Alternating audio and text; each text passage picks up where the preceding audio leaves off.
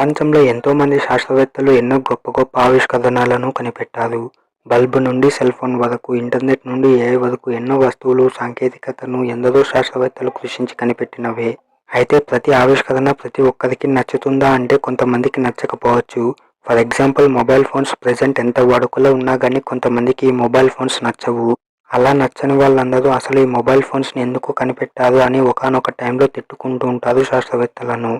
కానీ మనం ఇప్పుడు ఈ వీడియోస్లో మాట్లాడుకునే శాస్త్రవేత్తలు అయితే వాళ్ళ ఆవిష్కరణలను వాళ్ళే దూషించుకున్నారు.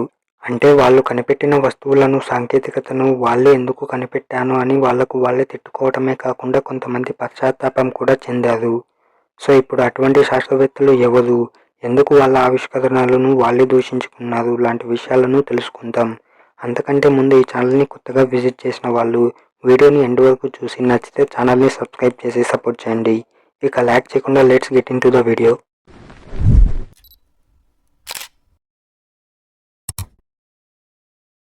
మీరు ఎప్పుడో ఒకసారి నోబెల్ ప్రైజ్ గురించి వినే ఉంటారు.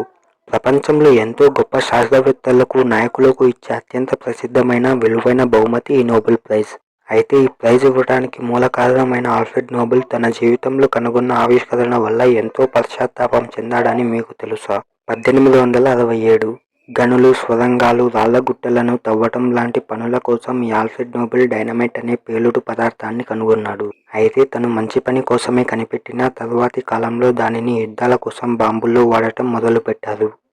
వేలాది మంది చనిపోవటానికి ఆయన ఇన్వెన్షనే కారణమైందని ప్రపంచం ఆయనను డెత్ మ్యార్చెంట్లా బ్లేమ్ చేయడం మొదలుపెట్టింది. ఒకరోజు న్యూస్ పేపర్లో పొరపాటున నోబెల్ చనిపోయాడని, మ్యార్చెంట్ డెడ్ అని అబ్యూచరీ పబ్లిష్ అయిందట. అయితే ఆయన ఇంకా బ్రతికే ఉన్న ఆ వార్త వల్ల ఆయన చనిపోయాక తనను ఈ ప్రపంచం ఎలా గుర్తుపెట్టుకుంటుందో అన్న విషయం ఆయనకు తెలిసింది. దాంతో ఆయన పశ్చాత్తాపం పడి తనను ఈ లోకం అలా గుర్తుపెట్టుకోకూడదని నోబెల్ ప్రైజ్ యొక్క డెసిషన్ తీసుకున్నాడట. ఇంటర్నెట్ లేకుండా ప్రెజెంట్ ప్రపంచాన్ని ఊహించలేం. మీరు ఇప్పుడు ఈ వీడియో చూస్తున్న విషయం దగ్గర నుండి నాసా స్పేస్ రీసెర్చ్ వరకు, మనం అంగట్లో ఫోన్పే చేసే దగ్గర నుండి ఆర్బీఐ వరల్డ్ ట్రేడ్ ట్రాన్సాక్షన్స్ వరకు ప్రతి పని ఇంటర్నెట్ మీదే ఆధారపడింది. అయితే ఇంటర్నెట్ని కనుగొన్న టిమ్ బెర్నర్స్-లీ మాత్రం ఈ ఇంటర్నెట్ను కనిపెట్టకపోయింటే బాగుండు అని అనుకున్నాడు. ఎందుకంటే ఆల్మోస్ట్ ఇంటర్నెట్ని కనుగొన్న కొద్ది సంవత్సరాలలోనే ఈ ఇంటర్నెట్ని యూజ్ చేసుకొని fake news, cyber bullying, online addiction, privacy leaks and criminal activities జరిగాయి. దాంతో టిమ్ బెర్నర్స్-లీ ఒక ఇంటర్వ్యూలో ఇది నేను అనుకున్న ఇంటర్నెట్ కాదు అంటూ రిగ్రెట్ అయ్యారు.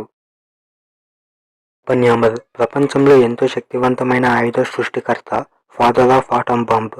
ఈ అణుబాంబును తయారు చేసినందుకు ఆయన తన జీవితాంతం పశ్చాత్తాపం, బాధపడ్డారు. జె. రాబర్ట్ ఓపెన్హైమర్ రెండో ప్రపంచ యుద్ధంలో అమెరికా మ్యాన్హాటన్ ప్రాజెక్టుకి సైంటిఫిక్ డైరెక్టర్గా పనిచేశాడు. యుద్ధం ముగించాలి అనే ఉద్దేశంతో అణుబాంబును తయారు చేయడంలో కీలక పాత్ర పోషించాడు. 1945లో హిరోషిమా, నాగసాకిపై బాంబులు పడిన తరువాత లక్షలాది మంది సాధారణ ప్రజలు, పిల్లలు కూడా మరణించిన దృశ్యాలు ఆయనను లోపల నుండి కదిలించాయి. మొదట ఈ ఆయుధం వల్ల యుద్ధం ఆగిపోతుంది, మరిన్ని ప్రాణాలు కాపాడుతుంది అనే భ్రమలో పనిచేసినా నిజంగా అది తీసుకొచ్చిన విపరీతమైన నాశనం, రేడియేషన్ వల్ల సంవత్సరాల తరబడి బాధపడ్డారు.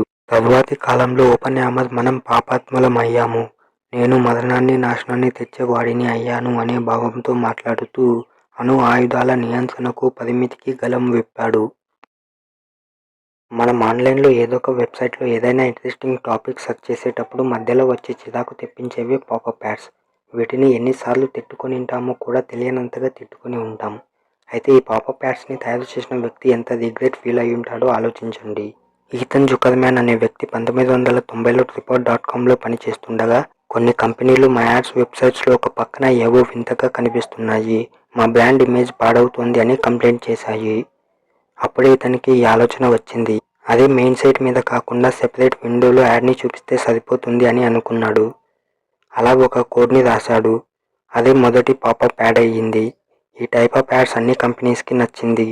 దాంతో ఈ ఐడియా మొత్తం ఇంటర్నెట్లో స్ప్రెడ్ అయ్యింది. ప్రతి సైడ్లో ఇరిటేటింగ్ పాపప్ యాడ్స్తో యూజర్స్కి చిరాకు తెప్పించారు. ఇక ఈథన్ 2014లో I'm sorry, our intentions were good అంటూ పబ్లిక్గా ఒక ఆర్టికల్ రాసి అపాలజీ చెప్పాడు. AK-47 ఈ తుపాకీ పేరు చాలామంది వినే ఉంటారు. అసలు గన్స్లో ఇది ఎంత ఫేమస్సో చెప్పనవసరం లేదు. అయితే ఈ తుపాకీని కనిపెట్టింది మిఖాయిల్ కలాష్నికోవ్. రష్యాకు చెందిన ఈ Mikhail Kalashnikov second world war తరువాత సోవియట్ సైనికుల కోసం సింపుల్గా చౌకగా ఈ తుపాకీని డిజైన్ చేశాడు. తరువాత ఈ తుపాకీ ఎంతో ఫేమస్ అయ్యింది. ఎంతలా అంటే దాదాపు సైన్యాలు, తిరుగుబాటు గుంపులు, నక్సలైట్లు, టెర్రరిస్ట్ ఆర్గనైజేషన్లు ఇలా అందరూ ఈ తుపాకీనే వాడేవారు. ఇక సంవత్సరాలు గడిచే కొద్దీ AK-47 గన్తో ఆఫ్రికా నుండి ఆసియా వరకు యుద్ధాలు, గ్యాంగ్ వార్స్, టెర్రరిస్ట్ అటాక్స్ ఇలా ఎన్నో జరిగాయి. ఎంతో మంది ప్రాణాలు కోల్పోయారు. ఈ వార్స్లో ఉపయోగించిన మెయిన్ వెపన్ ఈ AK-47 గన్. ఇలా చోటు చేసుకున్న ఎన్నో సంఘటనలు కలాష్నికోవ్ పశ్చాత్తాపానికే కారణమయ్యాయి. కలాష్నికోవ్ ఒకసారి ఇలా అన్నాడు, నేను ఈ తుపాకీని నా దేశ సరిహద్దులు కాపాడటానికి, సైనికులు తమను తాము డిఫెండ్ చేసుకోవటానికి తయారు చేశారు. కానీ ఇది ఇలా ఇన్ని హత్యలకు వాడే తుపాకీ అవుతుందని ఊహించలేదు అని. అలాగే ఒక ఇంటర్వ్యూలో మళ్ళీ జీవితం ఆరంభించాల్సి వస్తే రైతులకు యూజ్ అయ్యేలా మిషన్ ఇన్వెంట్ చేస్తాను అని అన్నాడు. అంటే తను చేసిన వస్తువు తనకు ఎంత నచ్చలేదో అర్థం చేసుకోవచ్చు. ఇక అంతే ఫ్రెండ్స్, ఇక్కడ వరకు వీడియో చూసారు అంటే నచ్చే ఉంటుంది. సో లైక్ చేసి మీ ఫ్రెండ్స్ అండ్ ఫ్యామిలీ మెంబర్స్కి షేర్ చేయండి. అలాగే ఛానల్ని సబ్స్క్రైబ్ చేసుకోవడం మాత్రం మర్చిపోకండి. ఇయర్లో 2K సబ్స్క్రైబర్స్ టార్గెట్ని కంప్లీట్ చేద్దాం. అలాగే ఇన్స్టాగ్రామ్, ట్విట్టర్, వాట్సాప్లలో మన పేజ్ని ఫాలో అవ్వండి. Thank you.